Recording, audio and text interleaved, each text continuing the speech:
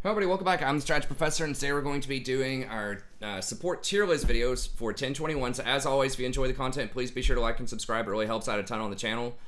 Be sure to check out the rest of the content as well. We stream every night starting around midnight Eastern Standard Time. Usually go till about 4 or 5 a.m. Eastern Standard Time, only on YouTube. So be sure to check that out. We do fresh tier list, patch notes for every patch. Going to have a ton of preseason videos. I've already done several videos, just overviews from a lot of the new itemization, and I'm going to continue to update those for you with some innovative builds that I come up with and think about, and sort of my ideas of how the meta might shake out, and things of that nature, so stay tuned for that. And then we have lots of topical guides as well, so best one trick, how to micro better, how to macro better, thinking about lane management, thinking about roaming, almost any topic you can think of. We've got tons of videos, and we're always adding some more, so be sure to check all that out.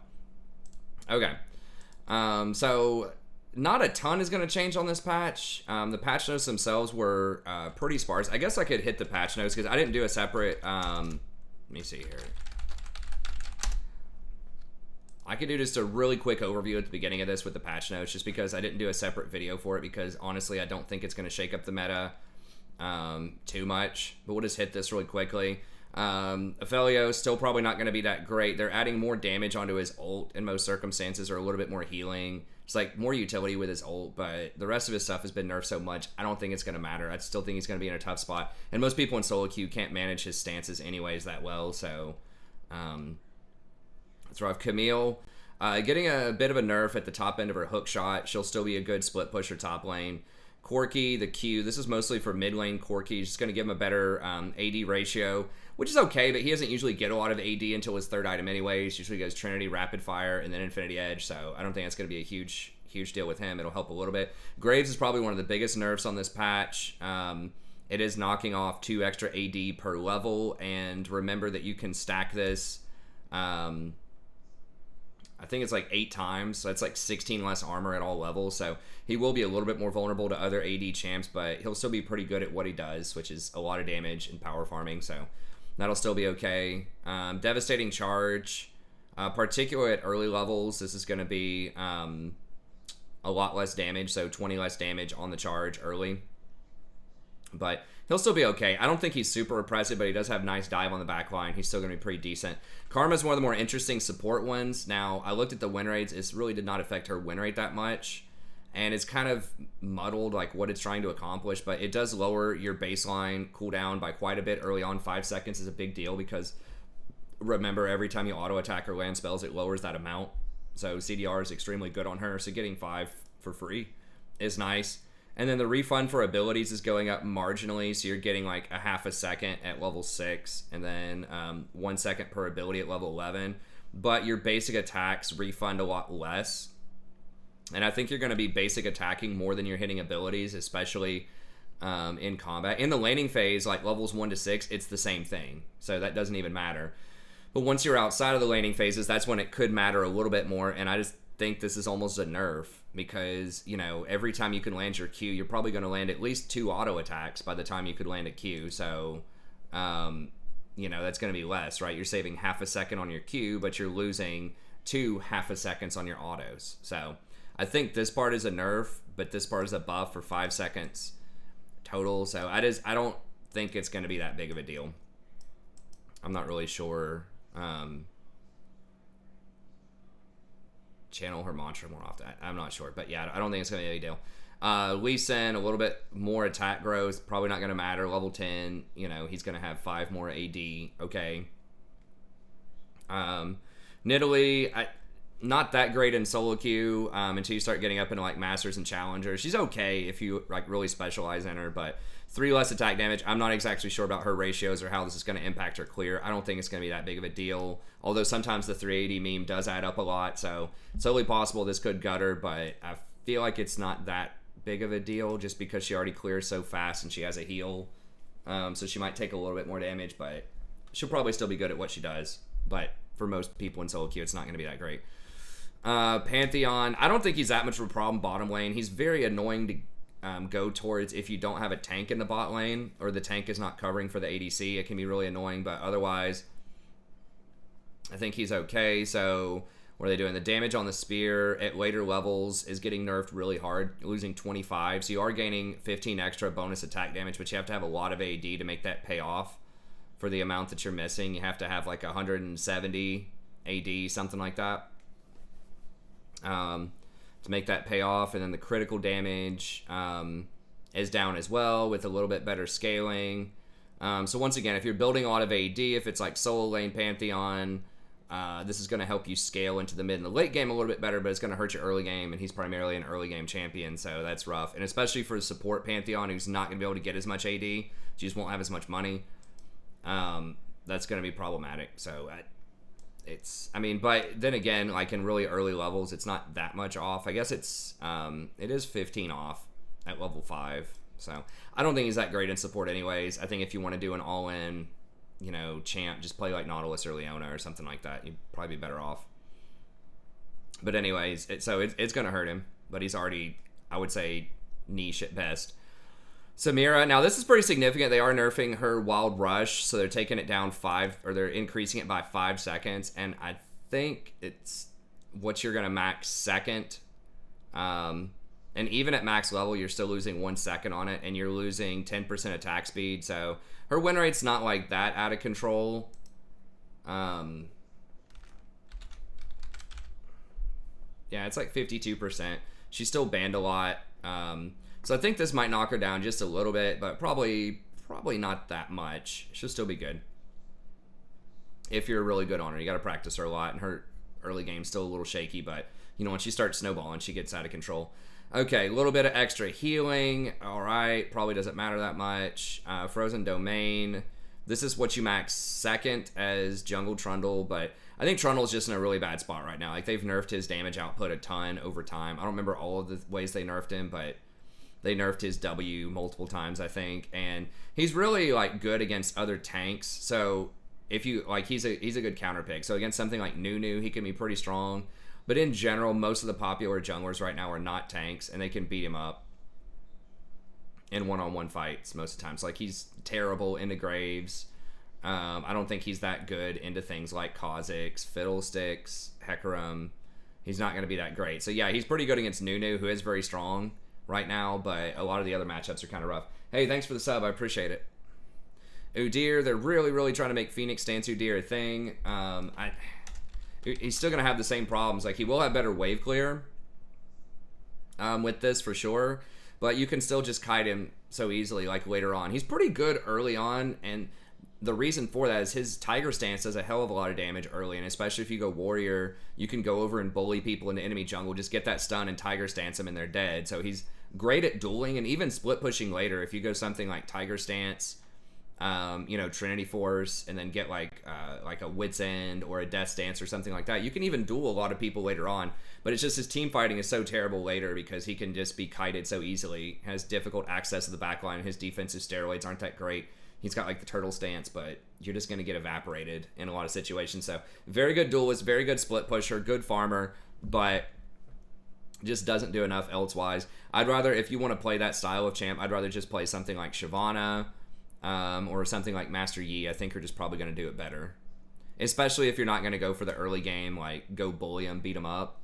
That's where Udyr is different, because Shyvana and Yi aren't that great at like invading and bullying people, but Udyr can do that. There are other champs that do that probably better, like Nidalee and things like that. So it's just like, he's an interesting combo of like power farm, splitting, and invading and dueling. So that's unique, but other people just do all of those things better than he does for the most part, I think. And then Nimbus Cloak, a little bit of a nerf here. 5% movement speed at all ranks for less time. I think that's fine. It is kind of all over the place, especially with Smite in the jungle. So I'm fine nerfing that. I really wish that they nerfed Phase Rush, but that's okay. All right, so those are the patch notes. Went through those just really quickly here just because I didn't do a separate video on it. Let me hit Seraphine really quick because I know everyone's going to ask about her. I do think she will be primarily a support rather than a mid laner for a couple of reasons. And I'm just kind of combining these all into one video here just because the tier list hasn't changed that much. It'll be a little bit, so I'll hit on a couple of people, but I figured just put them all in one video. So pretty low base stats. 500 health is really low, especially for like a mid laner. and 19 armor, I mean, you would just get absolutely annihilated if you were up against something like a Talon or a Zed with those kinds of numbers early on. So that's not great for kind of solo stuff. And like her, like leveling up her abilities, she's not that great for solo level or for solo lane leveling, just because like her W is like horrible. This surround sound for leveling. Like, look at this. I mean, they might change this, but there's no scaling on it. Like, it's all per AP, or like based on your total level. But putting points in this does virtually nothing. It literally just lowers the cooldown by 1 second. That's it, per level. And it costs you 20 extra mana to get this. This is almost Taric-esque in the sense that you really don't even want to level this up most of the time. So that means that like once you get to level 13, you're basically max level. Like you get more stats, like base stats and stuff, but you really don't have 3 abilities. Like your 3 main abilities don't all need to be leveled up because you don't get hardly any benefit out of surround sound. So that means that she'd be great as support because you're not going to get much past level 13 in a lot of games anyways. So that's kind of a nod to support as well. And then her passive, basically whenever she casts a spell, she gets empowered auto attacks based on the amount of people that are around you. So you want more people around you, right? And so that, once again, kind of favors a duo lane. And you get 25 extra bonus attack damage per note, and then you get a little bit of extra bonus hit. So if it's just you and your laner, then it's probably going to be like 15 base damage and then 15% of your AP. So, 20 to 30 damage early. But that huge range, it's like 600 range just for tagging this. And those notes stay up for a little bit, last for 6 seconds. So pretty much if all of your abilities are up and you use like your Q and then your surround to give you a shield and a little bit of movement speed, and then your beat drop for the double tap on the beat drop. Now, I don't know if off the double cast, if that triggers this note twice or not. But either way, that would give you a total of like 6 to 8 notes whenever you do that. And if you have like 8 notes on that, that starts to get pretty significant, right? If these are like 25 damage each, when you're level like 5. When you think about the scaling, that'd be like 200 damage, and then you'd also get 200 bonus range. So that's 700 range auto attack that does 200 extra damage. So it's pretty significant. So the numbers don't look very big, but especially like if you're in a big team fight, and because everyone who's around you with it, it's like 1,000 range or something. It's really far. If everyone is around you like that and you cast, 3 different spells and there's 5 people around you, that's 15 tags on this. So that means you're going to be auto attacking for like 400 damage with like 800 or 900 range or something, right? You're going to be able to like hit the back line for a crazy amount of damage. So something like Lichbane could potentially be really good with her because you can get that proc to hit the back line. So that is interesting from like a solo lane perspective, but I think that she would really like having the extra protection, having the extra benefit of getting more notes off of stage presence, getting better use out of surround sound because it'll heal you and your ally, having someone that can follow up with your beat drop, right? So if they have somebody slowed and you hit them with beat drop, it's going to end up stunning them. So if you have an Ashe, for example, who volleys them to get the slow, it's almost going to guarantee that you hit your beat drops. They're already going to be slowed, and that's going to stun them for the 1 second. So I think that that's good. And I think that she is very different than Sona, by the way, as well. Like, if you've ever watched any videos on her, I know people are memeing about this. Like, oh, it's just Sona 2.0. It's like, okay, but then is Darius just Garen 2.0?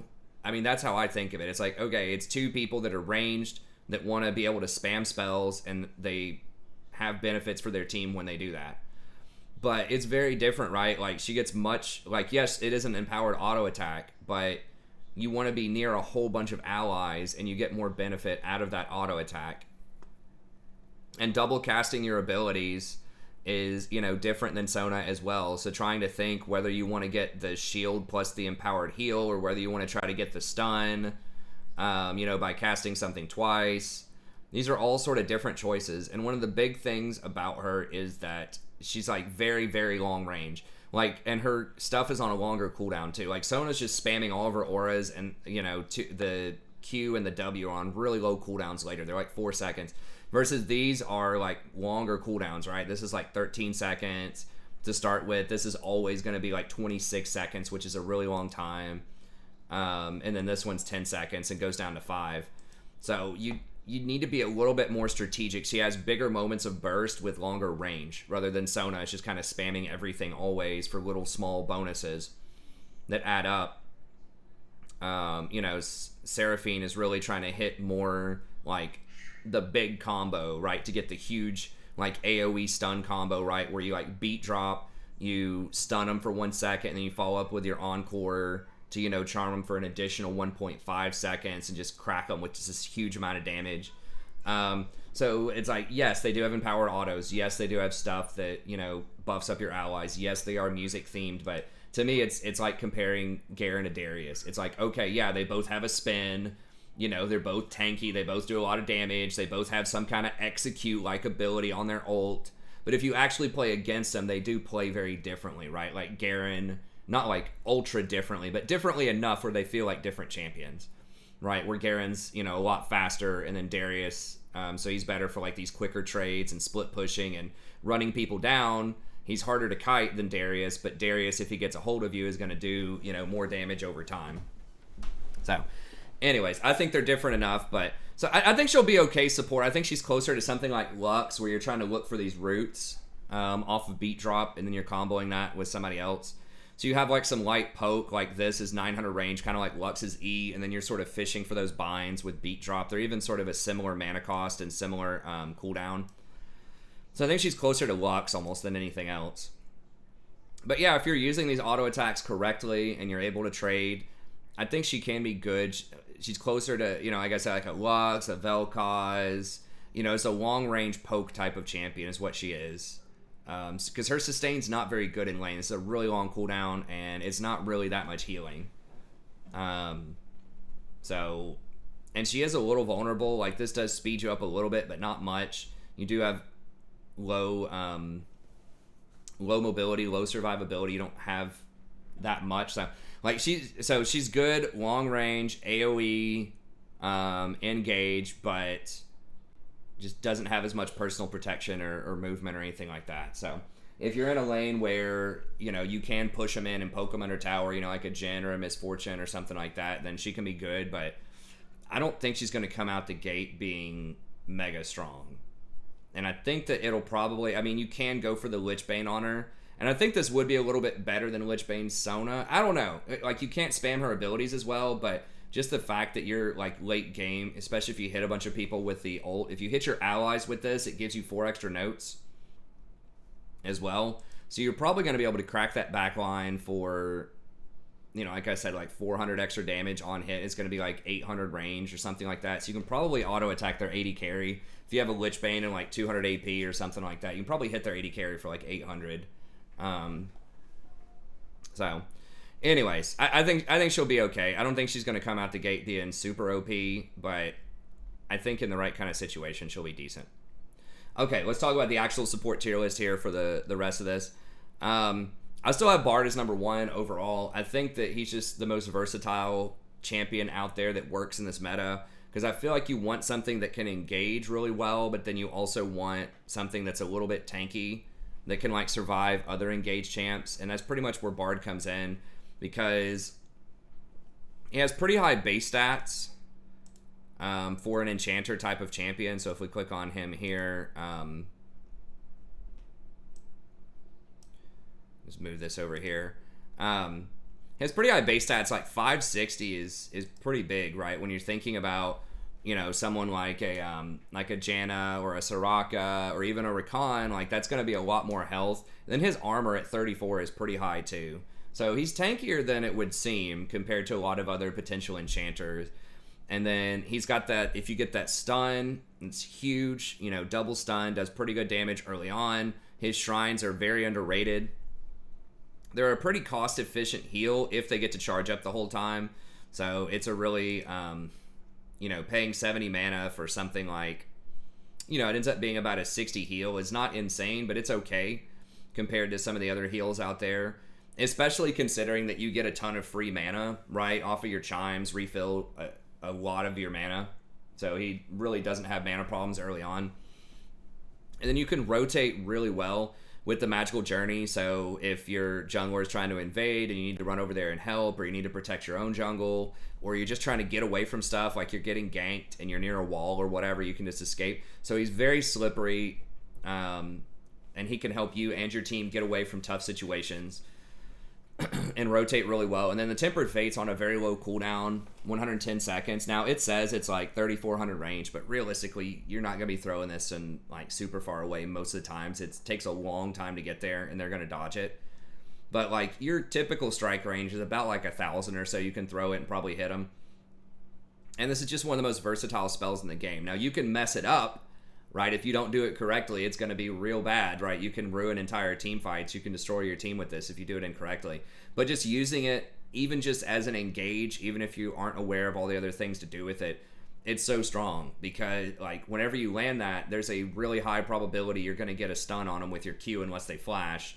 And that gives your team so much time to follow up, right? They have 2.5 seconds to wake up and do something. Now, sometimes they won't do that anyways, but it's just kind of the perfect setup for, you know, Jinx to drop chompers on them, Caitlyn to put a trap on them, just anything that like Ashe to hit them with an arrow. Just so many different ways you can combo up with this that it's almost certainly death whenever you hit this on somebody a lot of the time. And the fact that you can hit 3 or 4 people with it, because if you get this and then you get a 2-person bind as well, that's going to be almost 5 seconds of CC. Combined. So this is 2.5 plus the 1.8. I guess that's 4.3 seconds of they can't do anything. Pretty much. So that's a lot of CC. And then you have all the extra utility too, right? You can ult your own tower to stop Rift Herald from charging it. You can ult somebody who's just been Zed ulted that might die from that, or Fizz fished, or that maybe they're even going to die to Ignite or Karthus or whatever. You can ult invulnerable things. So like if Kayle ults herself and she's about to delete your team, you can ult her. That'll wait that out. Zillion, if Zillion ults somebody, you can ult them so that the Zillion thing will time out. You can ult, like if Tarek's ulting a bunch of people, you can ult them. If Kindred is using her ult, you can ult the Kindred ult.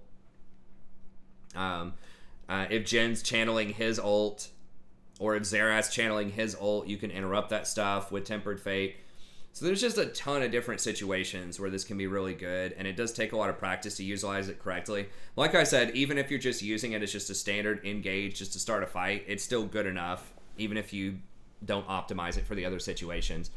And the nice thing is it's ranged, right? If you miss, you know, all that you lost is a cooldown, right? Versus if you go in with Nautilus or Leona and your team doesn't follow up, or the situation just goes south, right? If the enemy starts to teleport, or if someone comes out of an unwarded brush or something, you're probably not going to die. It's okay, right? But with Nautilus or Leona, you're probably going to die if you go in and the situation turns south. So it's just, he's one of the best ranged, like, hard engaged champions out there that has the other types of utility that I just mentioned. And he's just really versatile with the itemization. Like, yeah, his AP scaling is not that great on paper, but that does free him up to take stuff like Dead Man's Plate if you want to, which is, you know, solid for helping him rotate around, get the chimes, give him that tankiness so he can stick in combat and auto attack more, get those meeps in there. He does pretty good damage off of just his autos. Or you can get a Shirelias early to give your team that, you know, you hit your ult, then you pop the Shirelias to have your team move into position to really take advantage of the ult. You can still go Athenes if you want to. Get the magic resist early, give you some pretty big heals.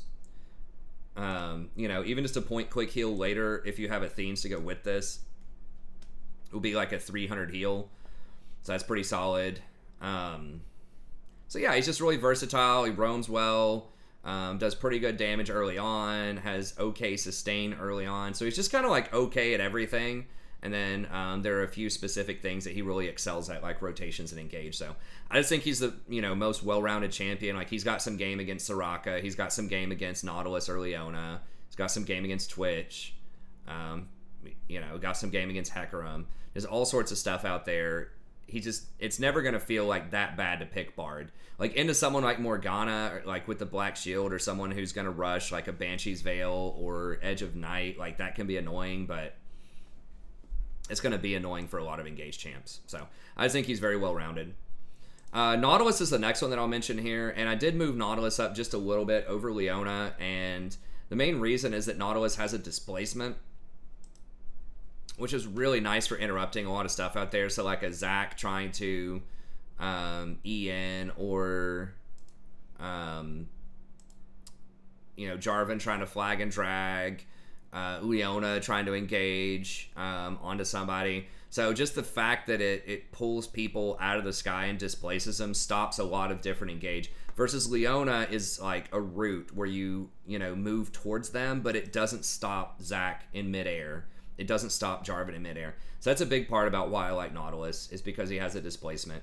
He also just has really good wave clear with the Riptide. Just spamming this E can help you push and get priorities. You can roam or go get Dragon or Scuttle or get Deeper Vision, or just do all of those things you can do with the priority. And then the depth charge obviously is very good for team fights. They can't dodge it, even if they flash. The only way to get out of it is like with an hourglass.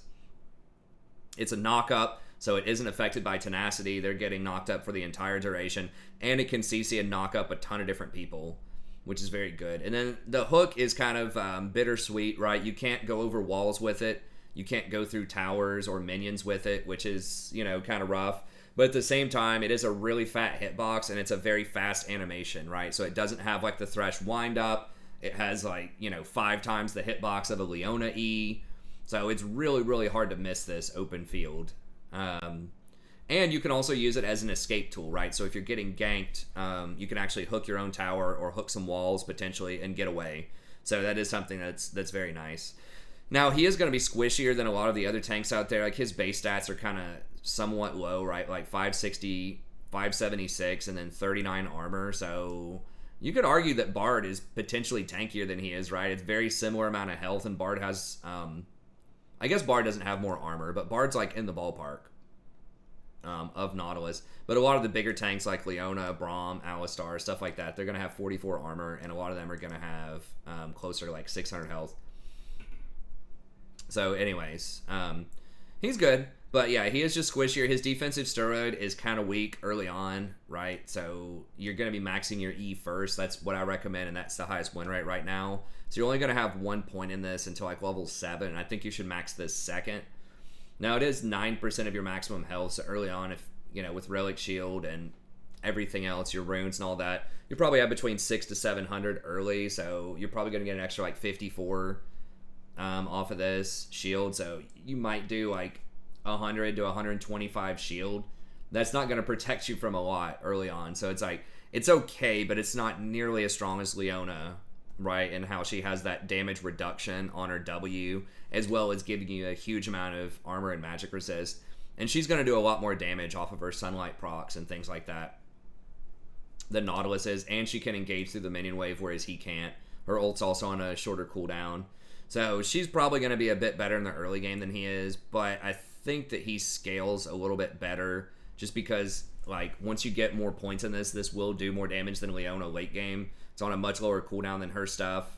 And it does a hell of a lot of damage. I mean, it's 175 base, but if people get hit by multiple waves, so if they're, like, walking away from you or something and they get tagged by multiple waves, it can do up to 350 damage on a 5-second cooldown, which is pretty huge. So I think Nautilus is going to be really solid. Now, I still recommend, some people go for Gargoyle. I still think getting Zeke's is just so strong early on. It's a lot of extra damage for both you and your AD carry if you stick to him the whole time, and that slow does allow you to stick to him off of the Zeke's. You can do up to 400 extra damage per target, and then you're empowering your AD carry to do like an extra 15% damage on hit with their attacks. So if they hit with like 6 attacks, they're probably doing, and they have like 100 AD or something in the mid game, they're probably doing an extra 90 to 100 damage. So, realistically, you're probably doing like 200 or 300 damage a lot of times, at least off of that. So that's a lot. That's a lot of extra damage, especially because your depth charge, on a per target basis is only doing 150. Your Zeke's is like more than doubling a lot of times the damage that your ult does in the early game. And it's just really solid in general. It's got the mana, which you really need on it. It's got the CDR, which is extremely good because you have a super powerful ultimate. Your hook is obviously going to be really powerful. And you are kind of mana hungry. That is one thing with Nautilus, right? Is spamming this E ends up being like 90 per like wave. which does add up quite a bit. So I like that, and that's why I don't like Gargoyle early. It's like, yes, Gargoyle does make you really tanky, but it doesn't have the CDR on it. It doesn't have the mana on it, so you're going to go a lot faster. So it just depends. So maybe Gargoyle later, but I think probably just the Zeke's Knight's Vow opener is probably going to be a little bit better. Okay. But yeah, he's pretty good. Leona, I think also is really good, and I already mentioned kind of some of the major differences between them, but with Leona, you're going to have a much easier early game engage just because you can go through the minion wave, which is very nice. You're going to have a lot more damage early on. Now, one thing, too, is Leona has to go all the way in, right? Because your E pulls you all the way to them. And that is nice that you can go through their front line and always get to their back line as long as you can line up the E. So it's very, very difficult to peel a Leona off the back line. So she's probably the best overall diver versus, you know, someone can body block a Nautilus hook later on, for example. And she is going to have more of that armor. She's got 47 armor. So she is a lot tankier early on. And then her W, just handing out, you know, the extra bonus magic resist or whatever is going to end up being like 30-30. And then you can get up to a maximum of so it's 8 flat reduction, which doesn't sound like a lot in the early game, but you got to keep in mind that this applies to minions as well. So if you engage into like a minion wave or something like that, this can end up saving you, you know, a ton of extra damage early on. And her stuff, like her CC is on a low cooldown, right? Especially the Shield of Daybreak's only a 5-second cooldown. So you can get a lot of stuns with this in a fight. You know, you can trigger this 2 or 3 different times in a lot of fights. And even this gets down to a 6-second cooldown. So yeah, Nautilus, like with his E, is a pretty low cooldown for like the AoE damage. But Leona with kind of that single target CC is a pretty low cooldown as well. Now Nautilus does, his auto attacks do add an extra chunk of CC as well. But her ult also has this 90-second cooldown, so you can roam around and make a lot of really strong plays with her. So they're both very similar. It's just, I would say that Leona is a bit more on the aggressive, like single target, hard dive, lockdown. She's going to be better at that, versus Nautilus is much better at like AoE, sort of zone of control, wave clear, putting out sustained DPS, you know, CCing multiple targets and all that kind of stuff. I think he's going to be better at that later on. Open field engage, especially against mobile champions, he's probably going to be better at that. So they are both very, very similar. I just prefer Nautilus a little bit more just because I feel like he scales a bit better. Also, like Nautilus's pull, he meets him halfway. Like he pulls him, but then he pulls him over to you, right? So you don't have to go as deep with Nautilus a lot of the times. And Nautilus can escape too, like I said with the hook. So Leona, a little bit more dangerous, a little bit more aggressive early on, has the potential to snowball, but is also more, you know, dangerous, right? If you end up getting the situation goes south, right? Someone TPs in, someone ganks right when you're trying to go in, something like that. It can be pretty rough, but I still think she's going to be solid. And then Janna is the other one that I've kind of moved up here a little bit more. And I kind of replaced Lulu with Janna, and the main reason is Lulu is just, she's strong, but she's so vulnerable to these types of champs, right? To like the Leona, the Nautilus, the Bard. I mean, it's not a walk in the park for Janna either, but just the fact that Janna can play further back, right? Her shield range, and that's such a huge deal too, is like the Lulu's shield range is only 650, and you can definitely feel it if you play a lot of enchanters, whereas Janna's is 800. And that just allows you to play so much further back off the line, and it's so much harder for the engaged champions to get to you. They do have a similar shield amount. Lulu's is a bit faster. You also cannot misclick this in combat. It's always going to shield your ally. So it sounds like, oh, well, just don't misclick, noob, or something like that. But it's really hard a lot of times with Lulu when you've got like a Zed or something that's like right on top of your AD carry, and you're trying to click on your AD carry to shield them, and you accidentally, you know, whimsy the, you know, the Zed, or even worse, if you accidentally, and anyone that's played Lulu for a long time knows this, like if it's in a minion wave and you accidentally, you know, shield a minion or damage an enemy minion, there's just so many random things you can click on with Lulu's shield. Allies, enemies, minions.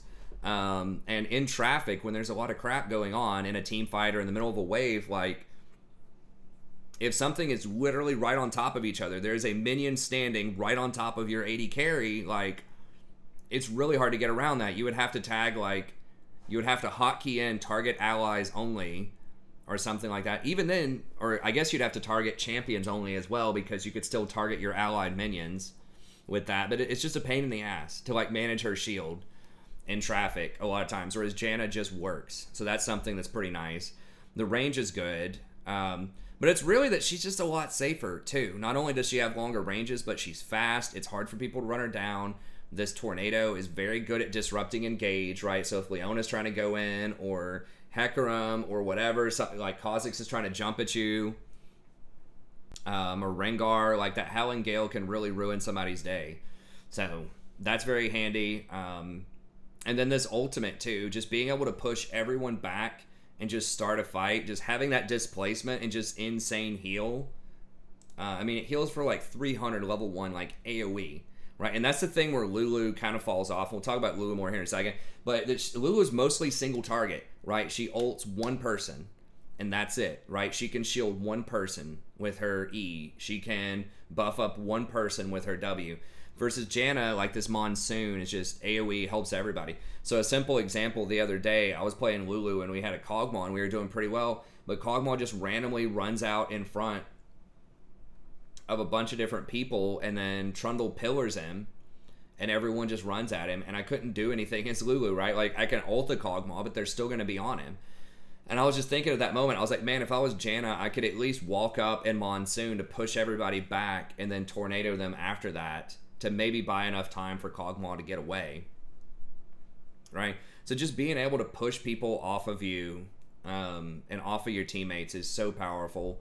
And just, like I said, the fact that she can actually rotate really well separates her from a lot of other enchanters, just because she is so fast. If you do get caught off in the river or the jungle or whatever, you can probably get away with Howling Gale. And that's just a huge thing that separates her from Lulu, Sona, Soraka, all of this stuff, is that she is still squishy, true. She will still get one shot by Kha'Zix or Rengar or whatever, but she has more opportunities to interact with them and maybe survive. So yeah, I think that's one of the big deal. Now, Janna earlier on is going to be a little bit weaker. Her shield has a really long cooldown. It's 16 seconds early, and it's not really that big of a shield early on. Now, a lot of Janna's will get, they'll put a lot of points in the W. And you can harass with this, and it is pretty nice. Now, Lulu's is about the same range or so, and it's a similar mana cost. So, you know, I think Lulu's actually does a little bit more damage. It's hard to tell because this also scales based off of, like, your movement speed and things like that. But, anyways, I think that it's a similar approach if you want to do that. You can use Comet with her, too, because this does apply a slow, which means that, you know, they're not going to be able to dodge the Comet if you hit them with the W. So, she's got okay game, early game, if you want her to do that. The number one guy in Europe right now, overall, at least last time I looked, definitely the number one support was a one-trick Janna. So she can be proactive, she can be dangerous in the laning phase. So you do have that option if you want to. You can put like 3 points of W in the laning phase and then max shield after that if you want to.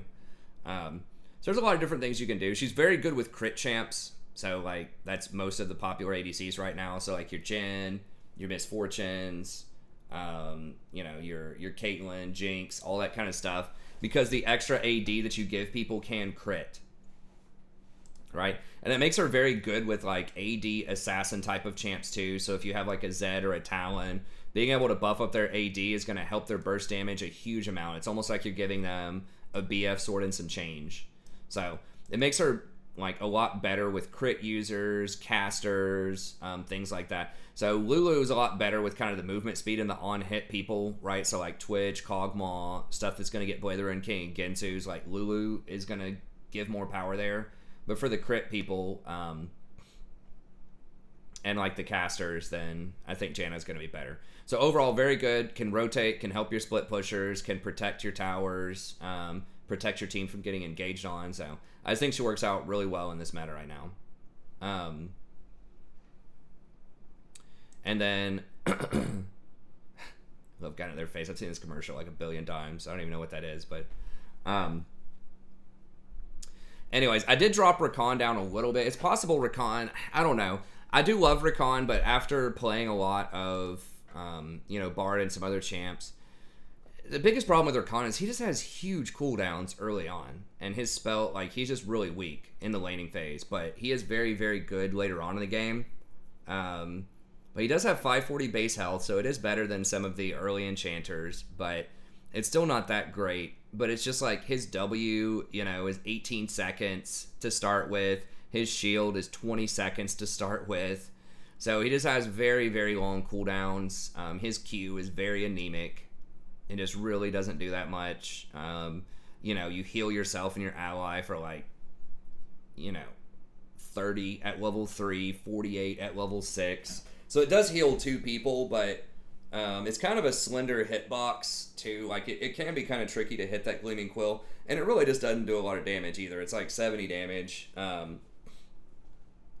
Usually you don't want to get multiple points in that. So he does get a nice shield to protect himself, and his engage is very good, and he does have a lot of versatility later. Like you can go Zeke's and then usually Shirelia's, but you could also get Ardent Censer if you want that later. You can get Redemption. So he does have a lot of things going for him. It's just the meta is so fast right now that it feels like if you can't really start roaming around and contesting dragons or start to snowball early, then you might fall behind. So I think that he can be, solid if you need to roam, especially if you have an Ezreal or just something else. It's just going to kind of be worthless in the laning phase, and you need to roam and try to win through your mid lane or win through your jungler or whatever. I think that he can be pretty solid, but so I think he's still his potential is really high, and that's why I have him up at tier 1. But you do have to make it out of the laning phase first, and his mana costs are pretty high too early on. It doesn't look that high, but just the fact that for him to do damage and to have a good trade, he really needs to use all 3 of his abilities. He goes out of mana so fast, right? So if you W in early on, right, for 50, and then you Gleaming Quill him, for another 60, that's 110, and then you shield back to your ally, that's 170, right? So you just spent 170 mana to do 140 damage potentially, and you do have a shield, a small shield and a heal and things like that, but his baseline mana is only 315, so you just spent half your mana bar to do one trade, that after resistances maybe did 100 damage to them. So I don't know. He is very good. It's just his early game. He's just, if you really want to do those trades a lot, they have a long cooldown, a huge mana cost to it. Because you're not getting a lot of value out of that shield usually, right? You're using it to jump back out to get away, but a lot of times they're not going to re-engage for those small trades. So his small trades are terrible. A lot of times early on, it's just you're playing him to scale up, to have that really powerful engage in your team fights and stuff like that. So if you can get away with it with the comp, he's very good, but he also has to get in really close, and he's squishy. So that is nice, but if they have a lot of CC, so the Nautilus and the Bard, if they get a hold of you and lock you up, you're going to get blown up, right? So you have to be extremely careful against those champions. And then Bard is also very tricky because if you go to shield an ally, you might just be setting them up to get stunned, right? So if you're fighting and then someone Qs, you have to, if you're going to shield them, you jump right next to them, so it's a really high probability you're going to get stunned if you do that. So Bard is kind of a tough matchup as well. So when you have a bad matchup into the top 3 champions, that's not a great place to be. Now, when I was playing Recon a lot earlier on in the season, I actually had a pretty high win rate against Nautilus and Leona, just because you outscale them. But the meta has changed, and it's just a lot faster right now. So, anyways, he's still pretty good, but you got to be careful. Lulu's another one, like I said, I put her down a little bit. A lot of people will probably have her a little bit higher if we look at sort of the win rates here. She has gone down a bit. She did get nerfed last patch. Her attack speed got nerfed pretty significantly. But she is very good at buffing up those single targets, right? So if you have a Twitch that's really fed, or a Vayne, or a Master Yi, or whatever, She's going to be very good at that. Gives a lot of attack speed, movement speed.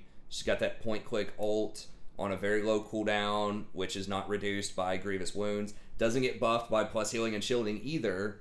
But if you're going like Ardent Censer and Athene's, you're not going to have a ton of plus healing and shielding anyways. So I think very, very good off of single item with Ardent Censer. And then even 2 items off of Athene's. The good combo. Just the problems that I mentioned before are definitely there. It's difficult to rotate because if you get caught out of position, you're going to get blown up. And she has very low ranges on her spells. So like her W and her E are both 650 range. So you're opening yourself up to getting hit by CC or getting jumped on by an assassin. There's lots and lots of opportunities to misclick with the shield and with your W, both of which can target both enemies and allies. So in traffic, when people are right on top of each other, it can be very difficult to make sure that you're clicking the right place unless you do something that's really clumsy, like toggling target ally only, or like clicking on their portrait or something in the bottom right. There are definitely things you can do to kind of work around that, but if the frames are right on top of each other, it can be very, very easy to misclick. So she is good. She does scale super well. She does have nice trading in lane if you think you're not going to get engaged on by Eing them and then Qing them. So overall, I think that she is a pretty solid champ. She's just a little bit riskier. Thresh is another one that I have up higher than maybe other people would, but I think he's just a nice blend of engage and peel. So his win rate's not stellar. It's only 50% right now, but I still think he just has so much utility, right? If you're landing those hooks constantly in fights, there's such a low cooldown. It's the lowest cooldown hook in the game. You can get it down to 4 seconds or something if you get a bunch of CDR and you consistently land the hook. Maybe not that low, but it just feels like super, super low. And then your Flay has lots of utility. You can stop engage. She's very good against things like Leona. But he is going to be squishier than a lot of the other tanks out there. And his hook, if people see it, is difficult to land, right? You have to predict where they're going to go because it has a half a second wind up and a pretty slow animation compared to something like a Nautilus or a Leona or a Blitzcrank. So I like him. He's very fun to play. He's very good. But he requires, it's tougher to hit his skill shots because it does have that delay on it. It is a slender hitbox. And to really play him optimally, you have to, your team has to opt into your plays, right? So if you go in, they have to follow your engage, like most engage champs, but then also, usually his best plays involve a lantern, right? So hooking and throwing a lantern over a wall and then going in, and then they click on the lantern and they go into. And, for most people watching, if you're gold and lower especially, it's, counting on your teammates to click on that lantern. They won't even do it to save themselves a lot of the time. And, definitely if you're trying to get them to do it to follow up on an engage, that's going to be rough. So he is very good. He does have a lot of potential, but you have to be careful. So it's like you have all the power. It's just, can you make it happen? Pretty much with Bard. And you're paying a high premium for that too, because his stats are pretty terrible. His base stats are extremely low, and his scaling is very low too. Yes, if you get a lot of souls, you do get armor, but that barely makes up for the armor per level you would get, right? I think you have to get up to something like 70 or 80 souls to end up with more armor than just Leona would get naturally just when she gets 3 armor per level, especially to catch up with her base armor advantage on you. So anyways, he is good, but you gotta be careful. Blitzcrank, very one-dimensional, but very strong. If he lands his hook, he's really dominant, especially against a lot of these squishy enchanters. Your Lulu, your Soraka, stuff like that. It's just a nightmare for him to deal with. Janna, very, very difficult for Blitzcrank to deal with that. Now, his matchups into things like Leona, Nautilus, and Alistar are definitely a lot more suspect. He can still hook them in and do pretty good damage, but it's going to be tough because they might be able to just turn around and kill you depending on how fed they are and how fed you are and, your AD carry situation and that type of thing. But he's very good at what he does. The most powerful hook in the game, I think. You grab it, does a ton of damage, you get your full combo. You know, you're probably taking off half of their health, and you just basically setting your AD carry up with a layup to get a free kill. And it's a very low cooldown, right? I mean, it's basically a one-shot kill that's on a 20-second cooldown to start, and I think scales down to like 15-second cooldown. You just got to land it, because if you miss your hook, you're completely worthless. So, super one-dimensional champion, but very, very good at the one dimension that he does. And Soraka, I still think is pretty good. Now, I played a Soraka game last night into Blitzcrank, and that didn't feel so good. But overall, she does have one of the higher win rates out there, and if you do get a couple of tanks on your team, she can be very strong, and she can kind of roam around the map, right, with her ult. You can sort of be anywhere if the health matters, but she's very low on CC. Her engage is non-existent, and it's extremely difficult for her to roam. But if you have that protection, if you have that front line, and you just stay alive in a team fight, you know, if you get off 2 or 3 heals, you just pretty much won the fight. There's no way they're going to be able to win through Soraka's healing most of the time. If they don't blow somebody up in the first, like, 3 to 5 seconds, then, you know, if it's Soraka versus any type of tank, you just pretty much win. And that point-click silence is very good in certain situations, right? So against, like, Echo, to stop him from being able to ult, or, you know, someone like a LeBlanc who's, you know, trying to go in and get this trade and then jump back out. So that clutch, you know, point-click silence is really good in some situations. A Katarina trying to ult, things of that nature. But she is very, very vulnerable. Like I said before, she has great trading in lane, by the way, too. So if you get left alone in a 2v2 and you just don't get hooked, she'll probably beat almost any other enchanter in, like, an attrition fight, right? She just spam your Qs, low cooldown, very good payoff, lots of damage relative to the mana that you get. It clears waves really well, so you can push in the enemy wave if you just Q that back line. That's going to be very solid. So yeah, I think that she's overall pretty good. You just have to have the right kind of setup, and like, she can beat something like a Nautilus if you can just stay behind minions and just try to stay out of his ult range. You can probably beat Nautilus. Leona's a little trickier just because she can go through the minions. And then Blitzcrank's just an absolute nightmare. He'll just completely zone you off the wave. So if you're wanting to play Soraka, you probably have to ban Blitzcrank. Another nice perk of Soraka or some of these other enchanters is that you can rush Mikhail's, which is very good against Ashe, who I think is probably the best AD carry right now. Or even against like a Leona or something, just being able to cleanse away a key piece of CC is huge. I think Soraka uses Mikhail's better than anyone because the plus healing and shielding is a really, really big deal for her. So that is something that's pretty nice. That's good to consider with her. Super powerful, so she's one of the queens of team fighting. Speaking of good at team fighting, Sona, I think, is still going to be really solid, right? I mean, a lot of people don't play her that much, but she is very squishy, kind of like Soraka, but she's going to have a lot more sort of diverse buffs to your team in team fights. So she's kind of the queen of 5v5, because like, not only does her W put out a similar amount of healing, if you're shielding and healing like 4 people in a team fight consistently, if everyone's grouped up, it's probably even more than Soraka. But she also does a ton of damage. Like, she hands out a lot of extra damage to the team with her Q. She's got her ult for AoE, CC, lockdown. Her auto attacks, the empowered auto attacks, actually do pretty good damage. If you combine that with Athene's or Ardent Censer or, God forbid, Lichbane or something. I mean, if you're ahead, Lichbane is very good on Sona, but I think it's kind of a meme item. But she is very good. And one of the nice things in the laning phase is that they can't dodge your Q. You just walk up, auto attack, and Q, and you know, they can't outplay it. It just does the damage. If you take Aerie plus that, plus Scorch, you're just doing a hell of a lot of damage early on, and there's not a lot they can do about that other than just not walk up to the minion wave. So as long as you're not getting hooked, those are pretty good trades. So yeah, I mean, Lichbane, if you have it, not as many people do buy it, but it does have a high win rate if you're going for the Lichbane, and you can snowball off of it. It is good. I mean, she does spam abilities. It does add a lot of extra damage. She does have really nice AP ratio, so it's not that it's a bad item. It's obviously really good. It's just, you want to pay 3,200 gold for Lichbane, you know, when you could just pay 2,300 for Ardent Censer, right? You could be halfway to, like, both of these items combined are 4,400.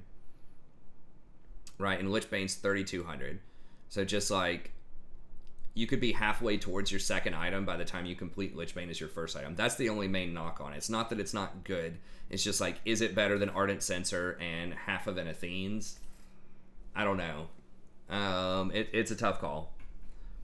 But anyways, regardless of however you intend to build her, like, her win rate over time is obviously extremely good. If you see, like, at 15 minutes, not that great if the game ends at 15, but then once you get to like 20 and up to 25 or 30, once she gets those 3 items, she's virtually unstoppable. So one of the highest scaling enchanters out there, super vulnerable to assassins, super vulnerable to hard engage, but if you can hang in there, you can probably make it. And I highly recommend taking something like Barrier on her. I guess Ignite does have a slightly higher win rate if you're able to snowball off of it, but I think either Barrier or Exhaust can both be pretty solid choices with her. How are we looking on time? We're almost done. Okay, so just the last few that I'll mention here. I might move Lux up, maybe Lux and Yumi up just a little bit.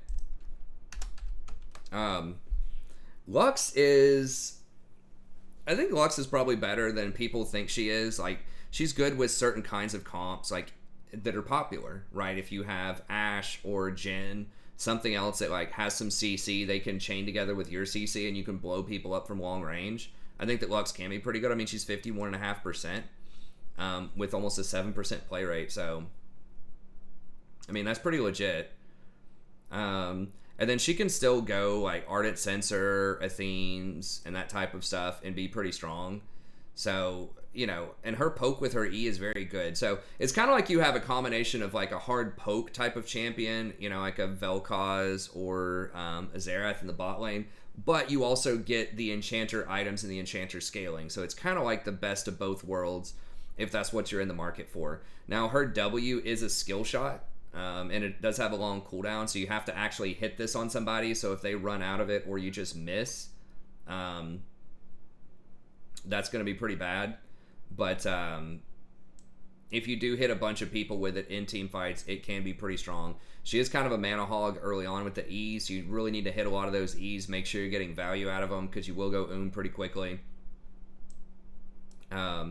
But nevertheless, I think she is pretty good. Now, I will say for the preseason, I'm going to be talking about preseason a lot more as we get closer to that time. So in a patch or two, I'll be adding more onto it. I think that she might be one of the premier people for preseason because she might be, because she's so long range, you might be able to get away with taking Ardent Censer and Staff of Flowing Water and then combining that with the Moonstone Renewer.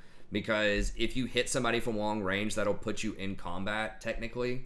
And so then you can heal a bunch of people with your Moonstone Renewer. But anyways, we'll talk about that when we get closer. But for right now, she does have Engage too, sort of, for an enchanter if you just hit your Q. So she's got Engage. She's got pretty good scaling off of her shield. She's got good poke in the laning phase. She can even scout bushes and stuff, which is really nice with her E. So it's a lot less likely you're going to get caught out if you're trying to rotate or if you're trying to ward, which is a huge problem for someone traditionally like a Lulu who has to get super close and has no way to reliably check the bush other than just throw a Q and hope it hits somebody. So I think there's a lot of good stuff for Lux. You could even put her up in tier 2 if you want to. So if you're very good at hitting those skill shots and you have an ADC that'll chain that stuff together with you, it can be pretty solid. Yumi is another one who's still really good if you get out of the laning phase. So it's kind of like Recon-esque where you're just kind of bad early, but late game, especially if you have other tanks on your team and you get some of those stacks on Presence of Mind, you get a lot of extra mana. I think she's still really good. She's got a nice AoE team fight ability. She's basically immortal as long as you're on people that are positioning okay or that are really tanky. Really good scaling off of her heal because it also gives extra movement speed and extra attack speed.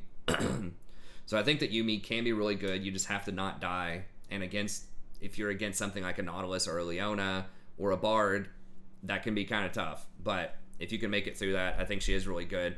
Maokai is decent engage. He's kind of short range, but he has great peel. You know, awesome CC. He can check bushes really well with his seeds. He's pretty solid.